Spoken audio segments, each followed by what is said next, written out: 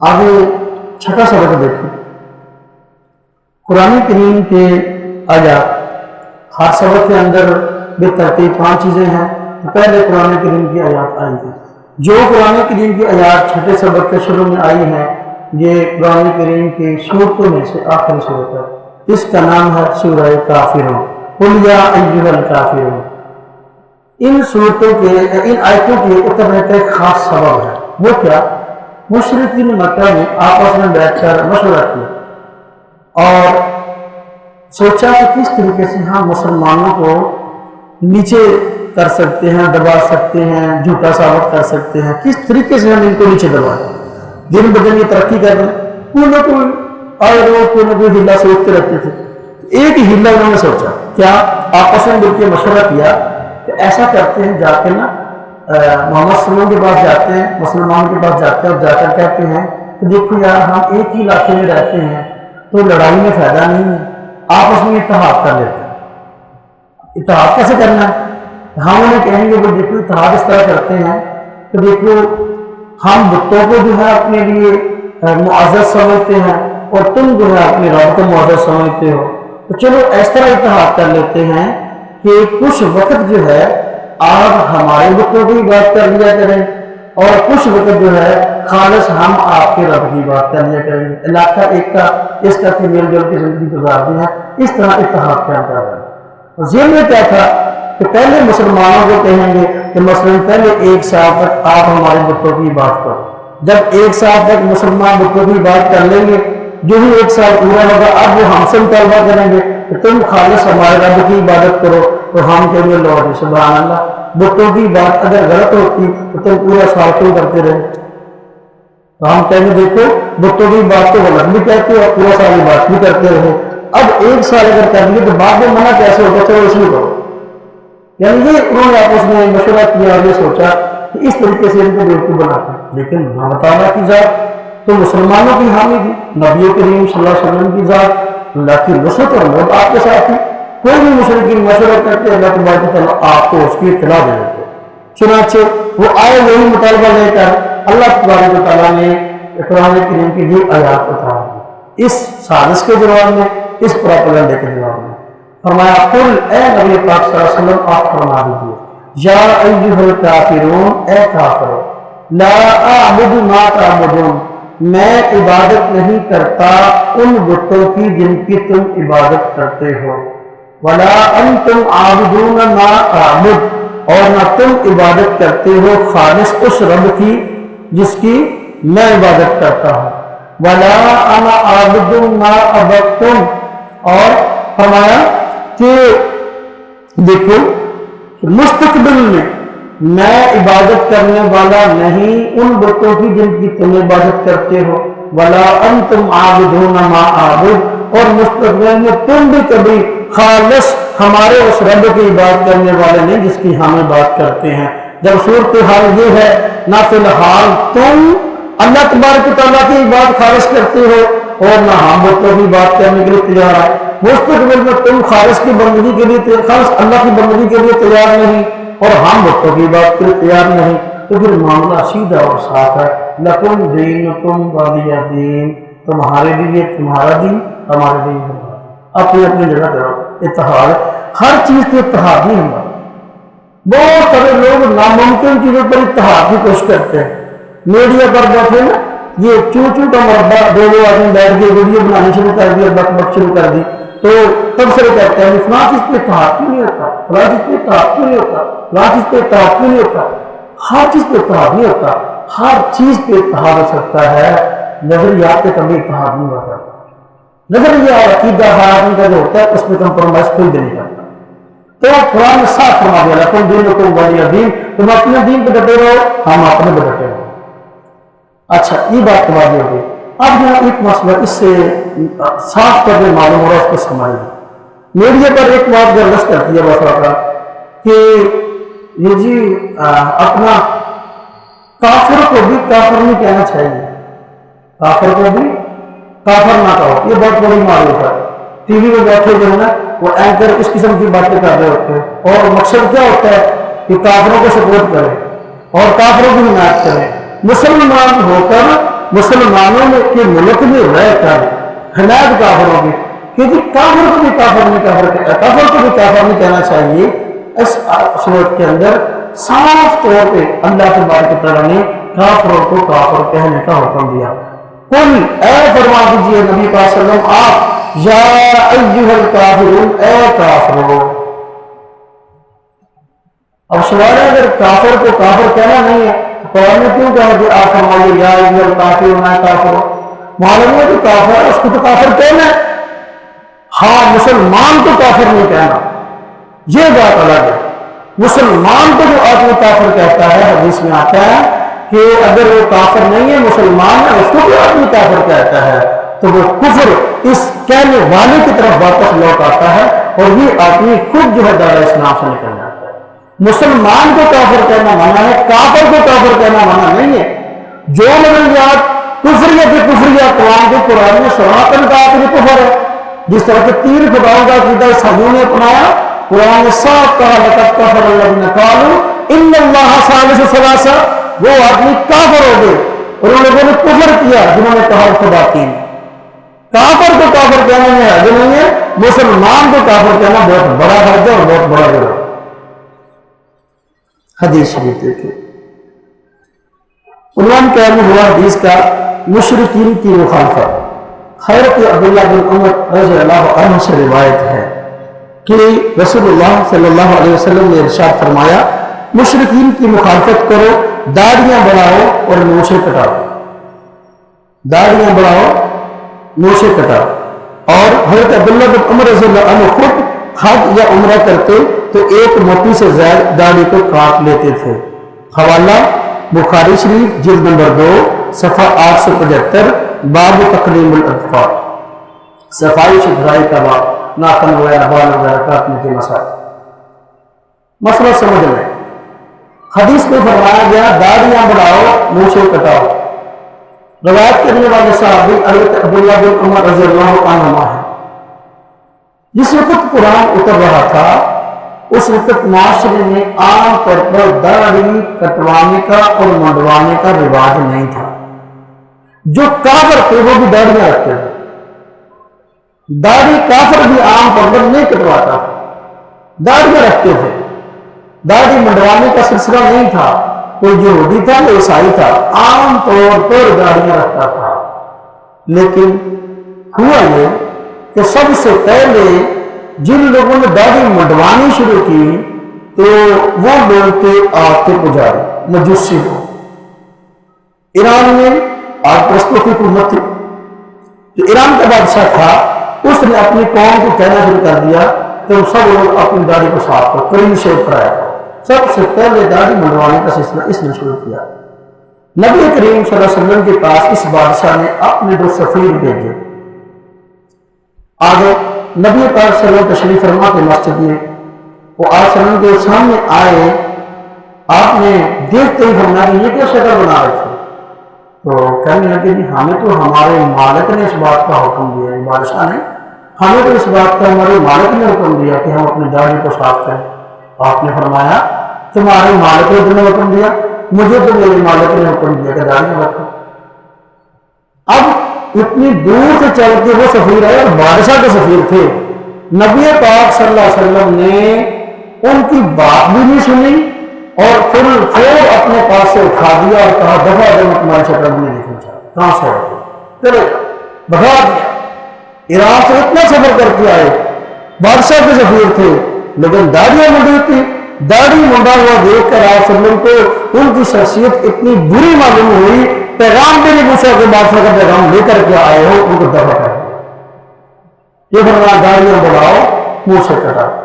اب سب سے پہلا کام داڑیاں منڈانے کا انہوں نے شروع کیا، پھر اب کچھ کام جو ہے دیکھا دیکھی مشرکین مکہ نے شروع کیا۔ وہ کیا کہ عام رواج تو نہیں تھا داڑھی کٹوانے کا، لیکن انہوں نے اب یہ کام کہیں کہیں کرنا شروع کر دیا کہ فرینچ کٹ کرانا شروع کر دیا۔ اب پتہ نہیں میں اس کا معنی صحیح کر سکوں یا نہ کر سکوں، سنا مانا ہے بھی نہ، جسے ہم خشخشی داڑھی بولتے ہیں، انی داڑھی مشین پھڑا لی، انی رہن تھی۔ وہ اب مشرکین مکہ نے یہ کرنا شروع کر دیا، چھوٹی چھوٹی داڑھی رکھ کے باقی کاٹ لیتے۔ तो नबी करीम सल्लल्लाहु अलैहि वसल्लम ने सबकी मुखालफत का हुक्म दिया कि ये जो दाढ़ी छोटी छोटी रखते हो ये भी मना, जो मंडवाते हैं ये भी मना। फरमाया दाढ़ियां बढ़ाओ, मूछें कटाओ। आप जो कहते हैं कि मोछ नहीं थे कोछ नहीं, तो भाई मोछ जो है ये नाउज़ुबिल्लाह ये रखना ये कोई नेकी नहीं है, दाढ़ी रखना जो है नेकी है। आपने बोलना दाढ़ियां बढ़ाओ। अब इस बात की तरफ तवज्जो फरमाना, बहुत सारे लोगों को मुगालता लग गया, दाढ़ी बढ़ानी कितनी है? बाद लोगों ने कहा इन्हीं के बता लो, दूर बंदा देख के उन्हें मौलवी साहब कहो चले कि इन्हें दाढ़ी रखी। एक तबका वो है, बस ये जो जमात इस्लामी वाले मौजूद ग्रोह वो सारे खशखशी दाढ़ियों को पाएगा। अमूमन मसला वैसे के मसला कि वो छोटी दाढ़ी रखते हैं तो बाकी मशीन खड़ा रखते हैं, और दूसरे ताल कादरी साहब और उनसे मुतल्लिका लोग उनकी भी यही सूरत हाल है, उनकी अपनी दाढ़ी की भी यही सूरत हाल है कि वो दाढ़ी बिल्कुल छोटी छोटी है, बाकी मशीन खड़ा रखते हैं। कहते दाढ़ी रख लो, इन्नी करो दूसरा बंदा करो दाढ़ी रखिए, यानी मौलवियों में लिस्ट बंदा आ सके। कंजरा भी शामिल ना हो तो मौलवियों से भी ना निकले, दरमियान से कम दफरदार हो। तो अब ये दाढ़ी ये शरीयत में कहीं नहीं है। नबी पाक सल्लल्लाहु अलैहि वसल्लम ने फरमाया दाढ़ियां बढ़ाओ, मूछें कटाओ। मसले को समझे। अब सवाल है दाढ़ी बढ़ानी कितनी है? अब ये मसला सामने आ गया, दाढ़ी बढ़ानी कितनी है?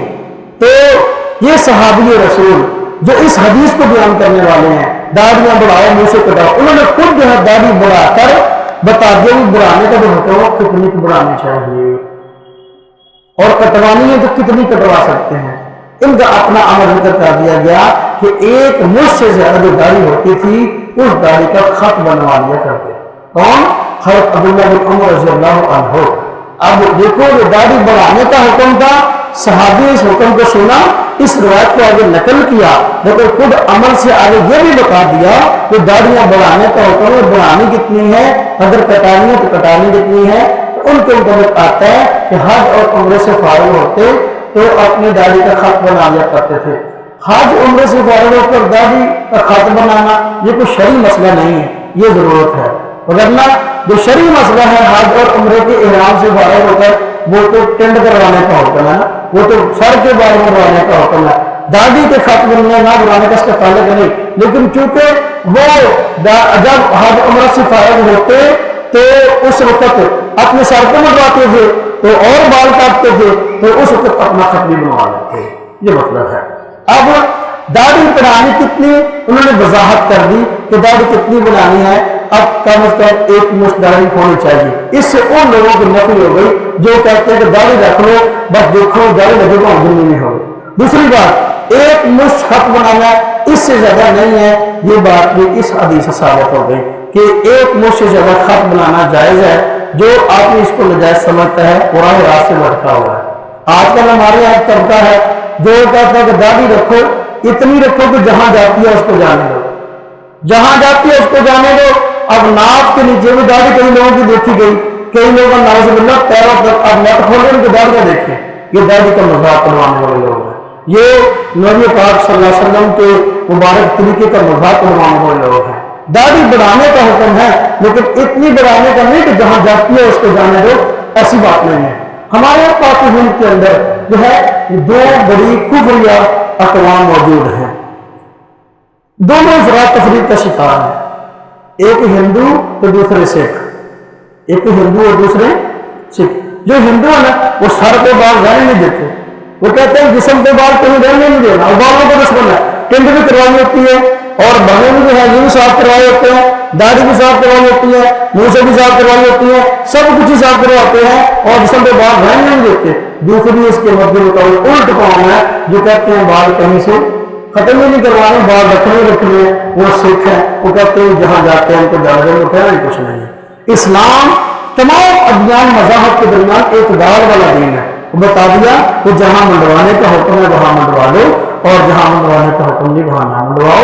अपनी सेहत का भी ख्याल रखो, अपनी शक्ल सूरत का भी ख्याल रखो। अल्लाह पाक फरमाते हैं इंसान इंसान को अल्लाह पाक ने बेहतरीन सूरत पैदा किया, शक्ल सूरत ऐसी रखो कि देखने को खूबसूरत रहो। दाढ़ी मंडवाओ नहीं रखो लेकिन ऐसी रखो कि खूबसूरत रहो। अब जो है दाढ़ी जहां जाती है जाने दो, ये शरीयत का हुक्म नहीं है, ये सिखों के साथ मुशाबत है। اب آدمی اگر داڑھی رکھ کر جہاں جاتی ہے جانے دو، اس کے لیے نظریہ ہو، ہم کہیں گے کہ بیچارے سکھ سے مسلمان ہو گیا لیکن اس کے بھی سوچ نہیں بدلی، اسلام میں سیکھا وہ اس کو بدلنا چاہیے۔ حضرت عبداللہ بن عمر رضی اللہ تعالیٰ عنہ خود اس کی تفسیر بیان کرتے ہیں، اب یہ روایتی بخاری میں ہے، وہ عام طور پر اپنے من پسند مسائل کے اندر بخاری شریف کھول کے دکھاتے ہیں کہ دیکھو جی ہمارا فلاں عمل ہے، اس پہ بخاری شریف میں حدیث ہے، اس کا ترجمہ پڑھ لو پھر اس پہ عمل کرو۔ لوگوں کو مجبور کرتے ہم نے حدیث سنا دی، اب چاہے اس کا مطلب صحیح بیان کریں یا غلط بیان کریں، لیکن فوراً کہہ دیں گے حدیث تو بخاری میں آ گئی نا، اب لہذا اس پہ عمل کرو۔ اب یہ حدیث کی بخاری میں ہے داڑیاں بڑھاؤ منہ سے کٹاؤ، یہ عمل بھی عبداللہ بن عمر رضی اللہ عنہ کا بخاری میں ہے کہ ایک منہ سے زیادہ داڑھی خط بنا لو، یہ بخاری کی حدیث ان کو یاد نہیں آتی، جب یہ دکھاتے ہیں تو پھر بخار چل جاتا ہے۔ ایسا نہیں ہونا چاہیے، اپنی من پسند کی حدیثوں کو آدمی پڑھ کے دکھائے اور جو اپنے خلاف ہے ان کو آدمی چھپا لے، ایسا کام نہ کرے۔ تو اس کی تھوڑی سی وضاحت اب میں اس طرح سے لکھ کر دوں، اور عبداللہ بن عمر رضی اللہ عنہ جب ان سے رفع دین کی حدیث بیان کرنی ہوتی ہے تو کہتے ہیں کہ یہ جو عبداللہ بن عمر صحابی تھے نا، یہ بڑے سنت کی پابند تھے، ان سے بڑا کوئی سنت کی پابندی کرنے والا نہیں تھا، یہ دیکھو ان سے رفع دین کی حدیث ہے لہذا رفع دین کیا کرو۔ اب جب داڑھی خط بنانے کی باری آئی، اب صاحب ہی کہہ دیا ہاں یہ سنت کی پابند تو تھے لیکن ان کا یہ عمل خلاف سنت، ان کا یہ عمل، دو کتابوں میں میں نے یہ بات پڑھ لیا اب تک، ایک فتاویٰ سلفیہ مارکیٹ میں ملتا ہے، بہت بڑا عالم مانتا ہے اسماعیل سلفی صاحب، اس کے فتاویٰ چھپے، اس میں صاحب اس نے لکھ دیا عبداللہ بن عمر رضی اللہ عنہ کا یہ عمل خلاف سنت ہے۔ اور دوسری ایک اور کتاب چھپ گئی، اس کا نام، کتاب کا نام پتہ نہیں کہاں سے نام نکالا، پتہ نہیں کوئی ٹی وی کے اشتہار سے لیا، کتاب کا نام بالوں کا معاملہ، اس میں لکھا ہے کہ عبداللہ بن عمر رضی اللہ عنہ کا یہ عمل، یہ داڑھی کا خط بنانے والا یہ خلاف سنت ہے۔ اب دیکھو صحابی خود کہتے سنت کا پابند ہے، اور پھر جب اپنے مسئلے کی باری ہے وہ کہتے ہیں کہ عمل خلاف سنت ہے، حالانکہ روایت بخاری شریف کے اندر۔ حاملی اور باطل اقوام میں کیا فرق ہے؟ اہل سنت والجماعت کا یہ موقف ہے، وہ کہتے ہیں جو اگر حدیث صحابی سے لی ہے مانا بھی صحابی سے لو، حدیث صحابی سے لیا تو مانا بھی، یہ حدیث صحابی نے بیان کی ہے داڑیاں بڑھاؤ منہ سے کٹاؤ، مانا کیا بیان کرتا ہے ایک منہ سے زیادہ خاطر بنا سکتے ہیں۔ اب ہم نے حدیث بھی اسی صحابی سے لی، مانا بھی صحابی سے لے لیا، اب آج اگر ہمیں مجبور کوئی آدمی کرے بھائی حدیث تو صحابی سے لو مانا صحابی سے لو، ہم نے کام نہیں، حدیث صحابی سے لیے مانا بھی صحابی سے لیں گے، مانا وہابی سے ہم نہیں لے سکتے، اس لیے کہ صحابی روایت کرنے والا ہے، مانا وہ وہابی سے زیادہ سمجھتا ہے حدیث کا، اس کا مانا کیا ہے، اس لیے ہم کہتے ہیں داڑھی کا خط بنانا جائز ہے، اور داڑھی کے خط کو اگر کوئی نجائز کہتا ہے تو وہ آدمی جو ہے وہ راستے سے بھٹک گیا۔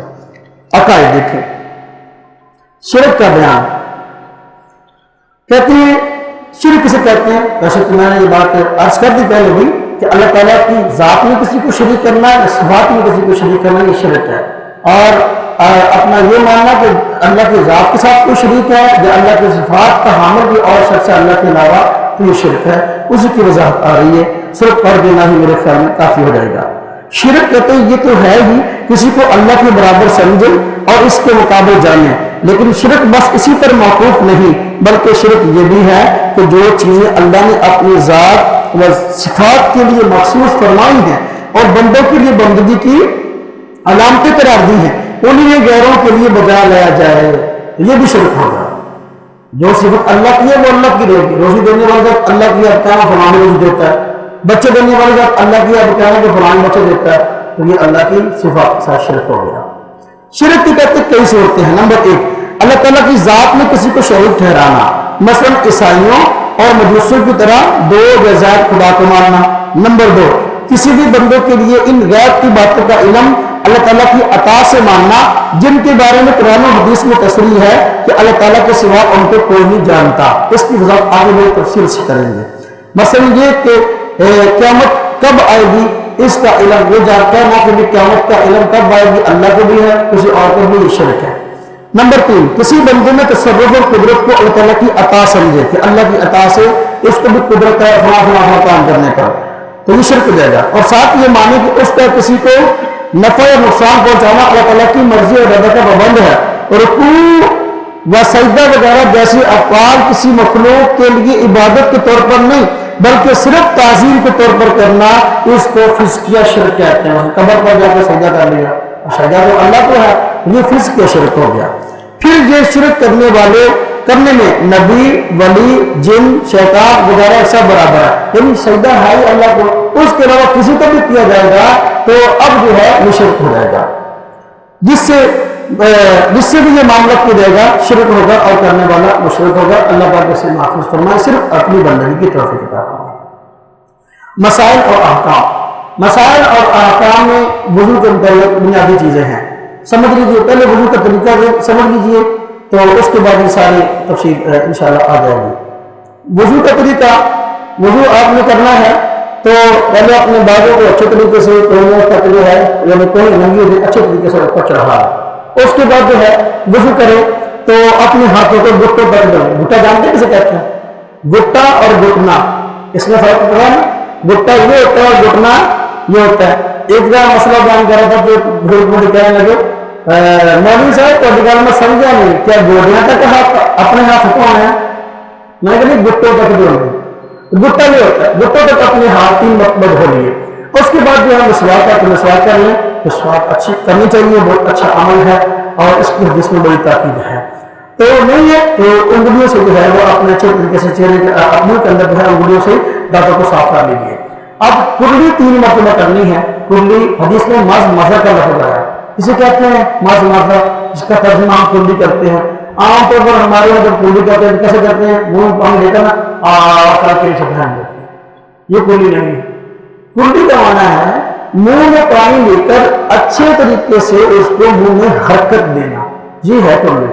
اسے دیکھیے اس طرح پانی ڈالنا، یہ اچھے طریقے سے منہ میں حرکت دی، اس کا نام ہے کرلی. پورے منہ کے اندر کوئی جگہ ایسی آپ کو توڑنا، ادھر والا ادھر والا اوپر نیچے والا ایسا نہ ہو جہاں آپ کو پانی نہ پہنچے اور وہاں حرکت نہ ہو. منہ کے اندر حرکت دینا، پانی دے کر، اس کا نام ہے کرلی. تو کرلی کرنی. اس کے بعد 3 مرتبہ ناک میں پانی ڈالنا. اس کے لفظ استنشاق استعمال ہوا. اس کے معنی ہے پانی دے کر دائیں ہاتھ سے پانی کو اوپر سانس کے ساتھ اوپر چڑھانا. یہ ناک کی جو سخت ہڈی ہے یہاں تک پانی جو ہے وہ اوپر چڑھایا جائے. اس کے بعد بائیں ہاتھ کے ساتھ ناک کو صاف کر دیا جائے. اور صاف کب کرنا ہے؟ کسی دوسرے مسلمان کو ایذا نہیں دینا. اور اس کے بعد جو ہے 3 مرتبہ ناک کو صاف کرنا ہے. یہ بائیں ہاتھ میں چھوٹی انگلی ہے، اس کے ذریعے ناک کو صاف کر دینا چاہیے. تو چہرے کو دھونا ہے. بالوں کے سر کے بالوں کے اگلے کی جگہ سے لے کر اگر داڑھی نہیں ہے تو تھوڑی کے نیچے تک ایک کان کی لو سے دوسرے کان کی لو تک پورے چہرے کو دھونا ہے. کوئی جگہ ایسی نہ ہو جہاں پانی نہ پہنچا ہو. پورے چہرے کو یہ دھونا جو ہے یہ فرض ہے، وضو نہیں ہوگا.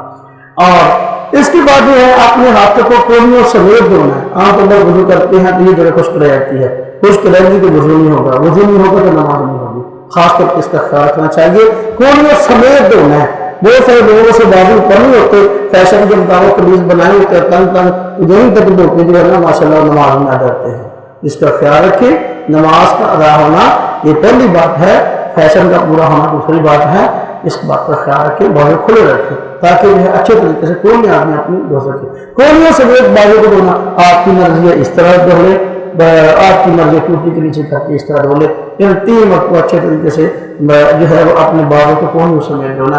اس کے بعد سر کا مسا کرنا. سر کا مسا کیسے کرنا ہے یہ دیکھ لیں. ہاتھوں کو بھگو لیا، بھگونے کے بعد یہ 3 انگلیاں جو ہیں یہ والی، یہ 3 انگلیاں اس طرح پیشانی کے بال جہاں شروع ہوتے ہیں وہاں رکھ لینا. یہ سے دھونا ہے اس سے اوپر، اس طرح اوپر رکھ کر دینا.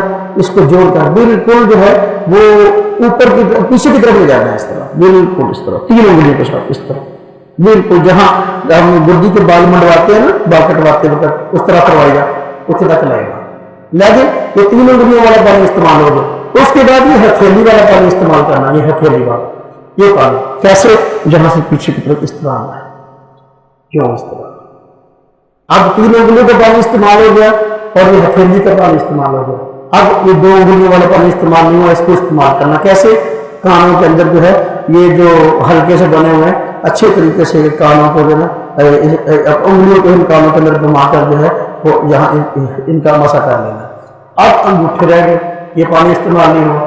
انگوٹھوں کے ساتھ کانوں کے بیرونی حصے کا جو ہے وہ مسا کر لینا ہے. جب کانوں کے بیرونی حصے کا مسا کر لیا اب جو ہے ہاتھ کا سارا پانی استعمال ہو گیا، کون سا رہ گیا؟ پشت والا، کون سا رہ گیا؟ یہ بات رہ گیا۔ اس کو کہاں استعمال کرنا؟ گردن کے مسے پہ استعمال کرنا۔ اس سلسلے میں روایات بھی ہیں اور اس لیے اس کو مستحب فرمایا گیا گردن کا مسا کرنا۔ گردن کا مسا کرنے کے 2 فائدے ہیں کہ نمبر 1 اس سے رگیں تر ہوتی ہیں، آدمی کو خشکی نہیں ہوتی، دماغ جو ہے انسان کا تر رہتا ہے۔ نمبر 2 اس سے عقل تیز ہوتی ہے۔ جو لوگ گردن کا مسا نہیں کیا کرتے وہ گردن کے مسے کو غلط کہتے ہیں، عام طور پر جو ہے وہ بیوقوف ہوتے ہیں۔ تجربہ کر کے دیکھو، ہمارا تو بہت تجربہ ہے۔ بات سمجھا جی؟ اس کے بعد جو ہے وہ اللہ کا بھلا کرے پاؤں کو دھونا ہے، ٹخنوں سمیت اپنے پاؤں کو دھونا ہے۔ تو ٹخنا جانتے ہیں جب گٹا کہنا ہے، اس کو سمیت وضو کرتے وقت عام طور پر جو ہے وہ گٹا جو ہے یہ ٹخنا خشک رہتا ہے، خاص طور پر اس کا خیال رکھنا چاہیے۔ ایک جنگ کے موقع پر نبی پاک صلی اللہ علیہ وسلم نے دیکھا صحابہ کرام جلدی جلدی آئے تو آپ نے پڑھاؤ کا حکم دیا، جلدی جلدی اور وضو کرنے جلدی جلدی وضو کر کے جانے لگے۔ دیکھا تو ان کی ایڑیاں خشک تھیں، آپ نے فرمایا ویل للعقاب من النار، یہ ایڑیاں تمہاری خشک ہیں، یہ دوزخ میں جائیں گے، آگ میں جلیں گے، ان کو اچھے طریقے سے دھو۔ تو اس لیے خیال رکھنا چاہیے۔ عام طور پر کونیاں اور ایڑیاں جہاں پانی نہیں پہنچ پاتا جائز ہے، یہ اللہ کا بھلا کرے چہرے پر بس اوقات جہاں پانی نہیں پہنچ پاتا اچھے طریقے سے پانی پہنچانا چاہیے۔ دیکھیں وضو کے کچھ فرائض ہیں، کچھ سنتے ہیں، کچھ مستحبات ہیں۔ وضو کے فرائض میں آیا، فرائض کا مطلب کیا ہوتا ہے کہ اگر ان میں سے کوئی ایک کام بھی رہ گیا وضو نہیں ہوگا۔ فرض کا مطلب یہ ہوتا ہے وضو نہیں ہوگا۔ نمبر 1 چہرہ دھونا، چہرے دھونے کی بات آ گئی پیشانی کے بالوں سے لے کر تھوڑی کے نیچے تک، ایک کان کی لو سے دوسرے کان کی لو تک۔ نمبر 2 کونیوں سمیت بازو کو دھونا۔ نمبر 3 چوتھائی سر کا مسا کرنا فرض ہے، پورے سر کا مسا کرنا سنت ہے۔ چوتھائی سر یعنی سر کے چوتھے حصے کا مسا کرنا کم از کم جو ہے یہ فرض ہے۔ نمبر 4 ٹخنوں سمیت پاؤں دھونا، تو یہ وضو کا چوتھا فرض ہے۔ وضو کی سنتیں، وضو کی 13 سنتیں بتائی گئی۔ نمبر 1 نیت کرنا، نیت کیا کی جاتی ہے کہ اللہ بے وضو ہوں تو اس لیے اس پانی کو استعمال کر رہا ہوں کہ میں باوضو ہو جاؤں اور مجھے طہارت حاصل ہو جائے، نماز ادا کرنے کی اجازت ہو جائے۔ نمبر 2 وضو سے پہلے بسم اللہ الرحمن الرحیم پڑھنا۔ نمبر 3 دونوں ہاتھوں کو دھونا یعنی وضو کے شروع میں۔ نمبر 4 مسواک کرنا۔ نمبر 5 کلی کرنا، نے بتا دیا۔ نمبر 6 ناک میں پانی ڈالنا، اور نمبر 7 داڑھی کا خلال کرنا۔ داڑھی جو ہے اگر تو تھوڑی ہے جس کے اندر سے چہرے کی کھال نظر آتی ہے پھر تو داڑھی کو چہرے کے ساتھ دھونا پڑے گا، اور اگر داڑھی بڑی ہے اور نیچے لٹکی ہوئی ہے یعنی زیادہ مقدار میں جس طرح ہم کہتے ہیں کہ ایک مشت ہے، اب جو ہے اس داڑھی کا خلال کر لینا کافی ہوگا۔ خلال اس طرح کریں گے، داڑھی ہاتھ کو بھگو کر جو ہے پیچھے کی طرف سے جا کر آگے کی طرف اس طرح نکال دیں گے، یہ داڑھی کا خلال ہو جائے گا۔ نمبر 8 ہاتھوں اور پاؤں کی انگلیوں کو خلال کرنا۔ نمبر 9 تمام اعضاء کو 3 بار دھونا۔ نمبر 10 پورے سر کا مسا کرنا، اور نمبر 11 کانوں کا مسا کرنا۔ نمبر 12 ترتیب سے وضو کرنا، ترتیب کرنا جس سے پہلے کلی کی ہے، پھر ناک میں پانی، پھر چہرے کو دھویا، پھر بازو کو دھویا، ترتیب ہے۔ بے ترتیب بھی کیا ہے؟ پہلے کلی کر لی پھر پاؤں کو لے، یہ بے ترتیب بھی ہے۔ لگاتار وضو کرنا یہ بھی سنت ہے۔ لگاتار کرنا ہوتا ہے جسم کا ایک عضو دھویا تو اس کو خشک ہونے سے پہلے جو ہے فوراً دوسرے کو دھو لے، تسلسل ہو وضو کرنے کے اندر۔ ٹوٹیوں میں بیٹھے افراد باتیں کرتے رہتے ہیں، ان کا وضو 15 منٹ 20 منٹ میں ختم ہوتا ہے۔ اذان شروع ہوتی ہے تو جماعت کھڑی ہوتی ہے، وضو پورا نہیں ہوتا، سارے اپنی باتیں کر رہے ہوتے ہیں، تو وضو کرتے ہیں، ایک عضو دھو لیا اور خوب پانی 10 مرتبہ آدمی اپنے پانی سے غسل کر سکتا ہے جتنے پانی سے وضو کرتے ہیں، ایسا نہیں کرنا چاہیے۔ اور لگاتار وضو نہیں کرتے تو سنت میں بھی ختم ہو جاتی ہے۔ لگاتار وضو کرنا چاہیے اور پانی کو کم سے کم استعمال کرنا چاہیے۔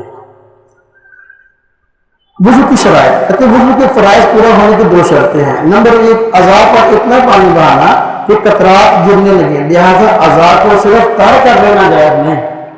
2 لفظ آئے ہیں نا یہ وضو کے مسائل میں، ایک غسل اور ایک مسح۔